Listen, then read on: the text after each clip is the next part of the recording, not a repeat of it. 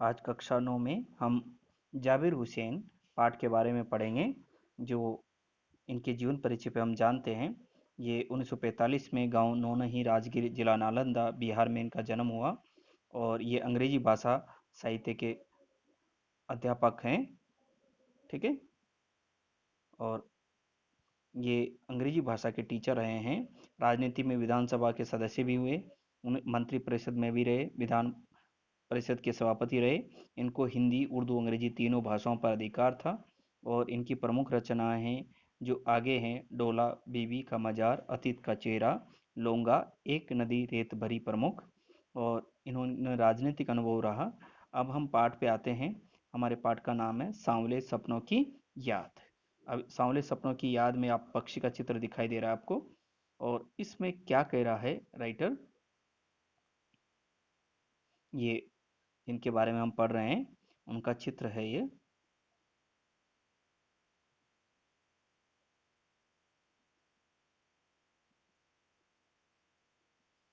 है वो जिनके बारे में हम पढ़ेंगे। तो इसके बारे में हम जानेंगे। ठीक है। अब पाठ को वापस, सलीम अली जी के बारे में जो पढ़ने वाले थे, ये सलीम अली जी हैं और इनके बारे में हम सीखेंगे। ठीक है। इन्होंने किस तरह से पक्षियों को एक अपना मित्र बनाया और उस पे इन्होंने एक अपना अनुभव साझा किया। पाठ का सारांश भी है उसमें। पाठ का सारांश: ये जो पक्षी हैं ये गौरैया हैं, जिन्होंने इनको अपनी नई दिशा दी है सांवले सपनों की याद में। ठीक है। और अब आप ये देखेंगे क्या कहना चाहते हैं जाबिर हुसैन जी सालिम अली जी के बारे में।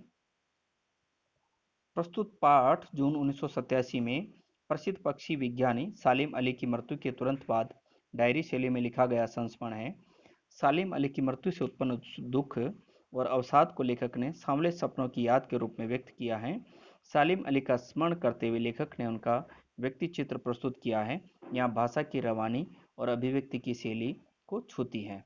तो हम जो पढ़ रहे हैं वो किसके बारे में है? किसके बारे में? सांवले सपनों की याद। और जब ये इनका मृत्यु हो जाती है, ये पक्षी वैज्ञानिक हैं और इनके ऊपर अभ्यारण्य भी हैं, सालिम अली अभ्यारण्य। और केरल में साइलेंट वैली में भी इनका बहुत योगदान है। तो इन्होंने पक्षियों पे बहुत खोज की है।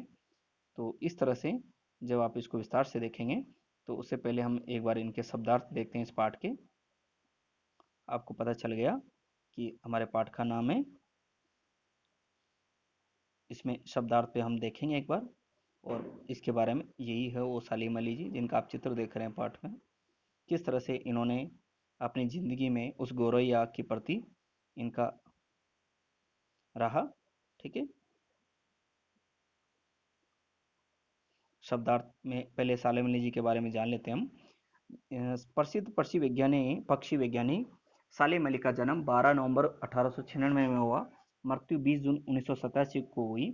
और उन्होंने फॉल ऑफ ए स्पैरो नाम से अपनी आत्मकथा लिखी। आत्मकथा का अर्थ है बायोग्राफी। ठीक है। बायोग्राफी इन्होंने लिखी और जिसमें इन्होंने पक्षियों से संबंधित वर्णन किया है। और इसमें रोमांचक किस्से हैं। एक गोरैया का गिरना शीर्षक से इसका हिंदी अनुवाद नेशनल बुक ट्रस्ट में भी प्रकाशित हुआ है। डीएच लॉरेंस जो एक इसमें चरित्र हैं, ये भी एक पक्षी यहाँ पे इन्होंने कविताएं लिखी हैं। इनका पक्षियों से बड़ा लगाव था। ये अंग्रेजी के प्रसिद्ध उपन्यासकार हैं और विशेषकर प्रकृति संबंधी इन्होंने कविताएं लिखी।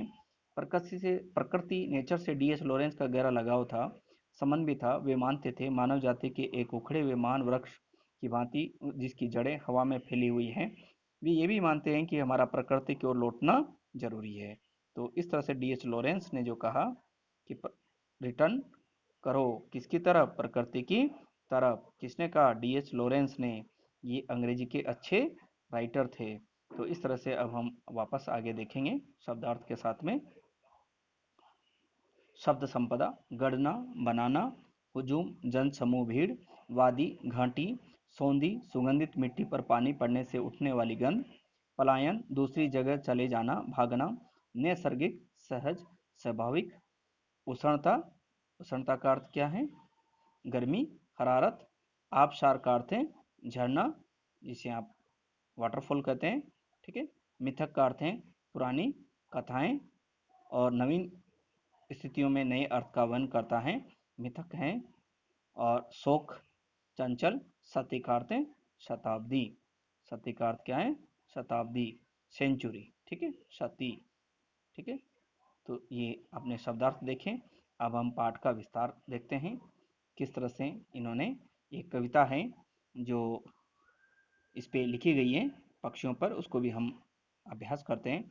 अरे अरे श्यामा चिरैया झरो खवे मति बोलहूँ, मोरी चिरई अरे मोरी चिरई सिरकी भीतर बनी, जरवा जगाई लई आऊँ मानई लई आऊँ, कवने बरन उनकी सिरकी कवने रंग बरदी, बहिनी कवने बरन बनी जरवा जगाई ले आई मनाई ले आई, जरद बरन उनकी सिरकी उजले रंग बरदी, संवर बरन बनी जरवा जगाई ले आऊं मनाई ले आऊं। तो ये लोकगीत हैं जिसमें पक्षियों के बारे में बताया है, ठीक है।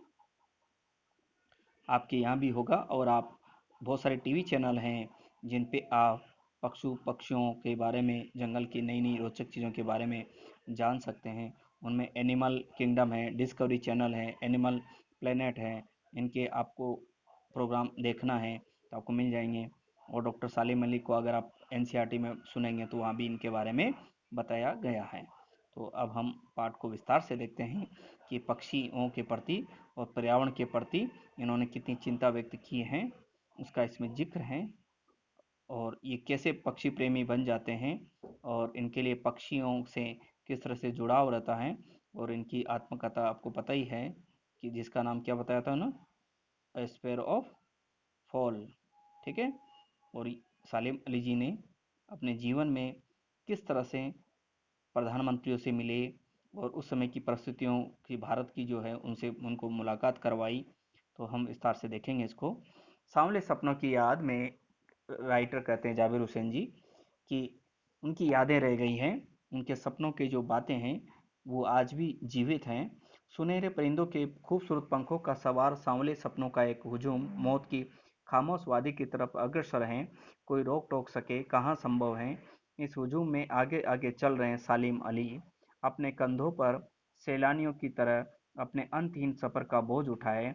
लेकिन यह सफर पिछले तमाम सफरों से भिन्न है, अलग है। भीड़ भाड़ की जिंदगी और तनाव के माहौल से सालिम अली का ये आखिरी पलायन है। आप समझ गए होंगे, आखिरी पलायन का अर्थ है अंतिम यात्रा, अंतिम संस्कार की ओर। अब तो वे वन पक्षी की तरह प्रकृति में विलीन हो रहे हैं, जो जिंदगी का आखिरी गीत गाने के बाद मौत की गोद में जा बसा हो। कोई अपनी जिंदगी जिस्म की हरारत और दिल की धड़कन देकर उसे लौटाना चाहे तो पक्षी अपने सपनों का गीत दोबारा कैसे गा सकेगा। यानी जो सो गया वो गया, लेकिन वो क्या देके गया हमारी प्रकृति को, उसको ये पक्षी और मानव समाज और भारतीय संस्कृति हमेशा ऋणी रहेगी। हर वृक्ष, हर पक्षी उसका ऋणी रहेगा। जो पेड़ लगा के गया, जो पक्षियों का जीवन बना के गया, वो पक्षी उसे हमेशा याद करते रहेंगे। मुझे नहीं लगता उसे कोई सोए हुए पक्षी को जगाना चाहेगा। यानी वो चिर निद्रा में सो गए हैं आज। और वर्षों पूर्व खुद सालिम अली ने कहा था, क्या कहा था सालिम अली जी ने वर्षों पूर्व, क्या कहा था आप देखेंगे इसमें। क्या कहा उन्होंने कि लोग पक्षियों को आदमी की नज़र से देखना चाहते हैं, जबकि पक्षी और उनमें दोनों में जंगल, झरनों, पहाड़, आबशारों आदि की नज़र से देखने को उत्सुक रहते हैं। भला आदमी अपने कानों से पक्षियों के मधुर संगीत को सुनकर अपने भीतर का जो रोमांच का सोता फूटता महसूस कर सकता है, तो किस तरह से उन्हें एक थोड़ी हो सकता है। पशु पक्षी हमारे समाज, संस्कृति, जंगल की एक इज्जत है, शान है। कितने रणथंभौर प्रोजेक्ट हैं, कितने सरिस्का अभयारण्य हैं देश में, कितने कार्बेट हैं, जहाँ पार्क है, नेशनल गंगोत्री पार्क है। तो इन सबका मकसद क्या है, जल जंगल जमीन को बचाना और उन पक्षियों को बचाना जो हमारी इस धरती के लिए जरूरत है, पूरक है। अब ये मिथक हैं, पता नहीं, आपने श्री कृष्ण का नाम तो सुना ही है कि वृंदावन में उन्होंने रासलीला रची है और उसका शौक गोपियों को अपनी शरारतों का निशाना बनाया। कब माखन के भरे भांडे फोड़े थे, धूल से चालीस अपने मुंह से भरे थे, कब वाटिका में छोटे छोटे घने पेड़ों की छांव में विश्राम किया था, कब दिल की धड़कनों को एकदम से तेज करने वाली अंदाज में बंसी बजाई थी, पता नहीं। अब राइटर कह रहा है, पता नहीं लोग क्या सोच रहे हैं, आज भी क्या भगवान वृंदावन में मिलते हैं उनको, लेकिन उनकी याद में लोग यात्राएं करते हैं, सूरज डूबने से पहले निकल जाते हैं, नदी की ओर चलते जाते हैं। उन्हें लगता है कि बंसी बजाने वाला फिर से उनको दर्शन देगा, उस वाटिका में गायें लौटेगी और उनको संगीत का जादू, मुरली का जादू छा जाएगा। आपने सवैये में भी पढ़ा है, सवैये रसखान जी ने, कि भगवान श्री कृष्ण पक्षियों का मोर मुकुट धारण करते हैं, पशुओं में गाय को प्रेम करते हैं और वो विभिन्न जीव जंतुओं को प्रेम रखते हैं। तो इस तरह से ये किस तरह से हमारी संस्कृति में भगवान ने सबको समेटा है, उस जादू से भर के रखा है। तो ये मिथक में इस सवाल का जवाब तलाशने के लिए एक नज़र वाले इस कमज़ोर काया वाले व्यक्ति पर भी डाली जाए, जिसे हम सालिम अली के नाम से जानते हैं। हम किसको बारे में पढ़ रहे हैं? सालिम अली के बारे में, जो उम्र की सती, सती का अर्थ है 100, वहाँ तक पहुँच गया है और तो थकान उसकी यात्रा को कमज़ोर कर दिया है। कैंसर जैसी जानलेवा बीमारी उनका मौत का कारण रही है। बच्चों किससे मर गए वो? कैंसर, आप जानते हैं लाइलाज बीमारी है कैंसर, ठीक है। और कैंसर बीमारी ने उनको हमेशा के लिए मौत की ओर ले गया। तो पक्षियों की तलाश करना, हिफाजत करने के प्रति वो हमेशा समर्पित रहे। उनकी आंखों पर एक दूरबीन चढ़ी रहती थी, दूरबीन जानते हैं, दूर से देखने का यंत्र। उन्हें बर्ड वाचर भी कहते हैं, ठीक है। लेकिन वो एकांत के क्षणों में सालिम अली के बिना दूरबीन के देखे गए बहुत कम क्षण हैं। उनकी ज़मीन पर जहाँ तक नज़र जाती वैसा जादू था, प्रकृति को बांध रखे थे। ऐसा लगता था कि प्रकृति के साथ जीना मरना उनके लिए बहुत बड़ी एक अच्छी बात है। उसी के साथ वो सोचते रहते थे, हमेशा पक्षियों को अपना साथी मानते थे। उनकी एक क्लासमेट हैं तहमीना, जो स्कूल की क्लासमेट रही, सहपाठी रही, उनके साथ उनका जीवन साथी भी रही। तो उनके बारे में वो बताएंगे कि कैसे वो आगे चले। अब हम केरल के बारे में जानते हैं कि उनका केरल में क्या योगदान रहा। केरल की साइलेंट वैली रेगिस्तानी हवा के झोंकों से बचाने के लेकर वो चौधरी चरण सिंह जी से मिले, जो उस समय प्रधानमंत्री थे देश के। चौधरी साहब गांव की मिट्टी की पड़ने वाली पानी की पहली बूंद का असर जानने वाले नेता थे। पर्यावरण के संभावित खतरों का चित्र सालिम अली ने उनके सामने रखा तो उनकी आंखें नम हो गई। उन्हें दुख हुआ कि हमारे पशु पक्षी को संकट है, तो उन्होंने उनकी बात मानी। और न सालिम अली रहे न चौधरी साहब रहे, लेकिन केरल के साइलेंट वैली आज भी बची हुई हैं।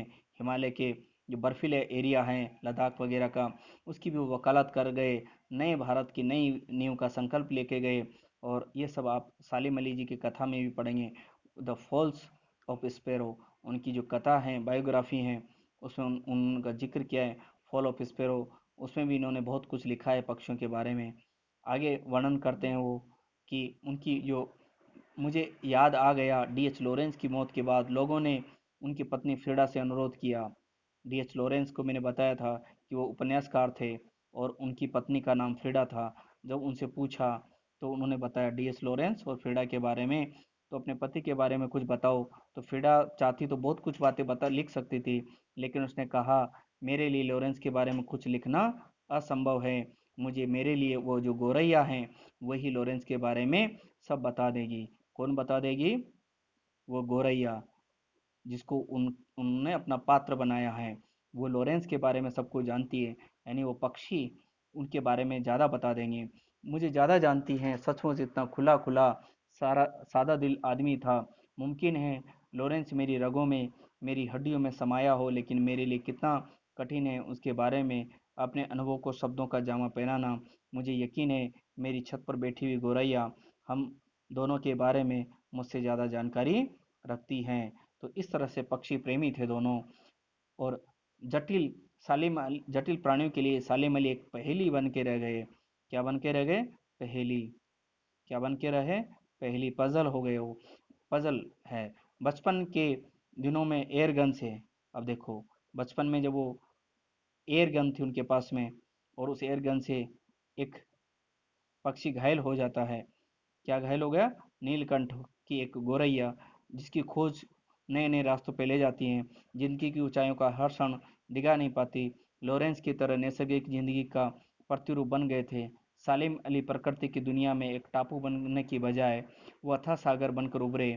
जो लोगों में उनके भ्रमणशील स्वभाव, उनके यायावरी से परिचित थे, उन्हें महसूस होता है आज पक्षियों से अनुराग ही नहीं निकले, बस अभी भी उन्हें लगता है कि वो दूरबीन लटकाए हुए अपनी खोजपूर्ण चल ले जा रहे हैं। जब तक वो नहीं लौटते, क्या उन्हें गया हुआ मान लिया जाए? मेरी आंखों में सालिम अली, तुम लौटोगे ना? राइटर कहता है जाबिर हुसैन कि वो फिर से इस धरती पर लौटेंगे और उन हजारों लाखों पक्षियों को बचाएंगे जो करोड़ों करोड़ों बार दुआ देते हैं कि सालिम अली फिर से आओ और हमारी मदद करो। किस तरह से वो पक्षी प्रेमी बने? तो इस पाठ में आपने सीखा कि मनुष्य अपनी छोटी छोटी बातों से महान हो जाता है। जैसे जाबिर हुसैन जी ने उनके अंतिम क्षणों में यादगार को ये साबित किया कि उनकी छोटी छोटी चिड़िया भी उनके बारे में बहुत कुछ जानती है। तो ये मनुष्य जीवन है। आपको किसी का अगर प्राण दे नहीं सकते तो प्राण लेना भी हमारे लिए उतना ही आसान नहीं है। तो जियो और जीने दो के सिद्धांत भगवान महावीर के साथ हम नए नए महात्मा बुद्ध के विचारों के साथ अहिंसा परमो धर्म हमारा होना चाहिए। हमारी छोटी शिकारी की भूख से इन पक्षियों को नहीं मारना चाहिए जो इस संसार के लिए वरदान है। उन्हें हमें अभिशाप की ओर नहीं ले जाना।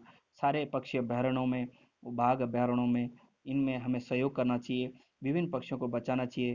प्रकृति के साथ हम जुड़े रहें। और इस तरह से इस पाठ को समाप्त होता है। आप सीखेंगे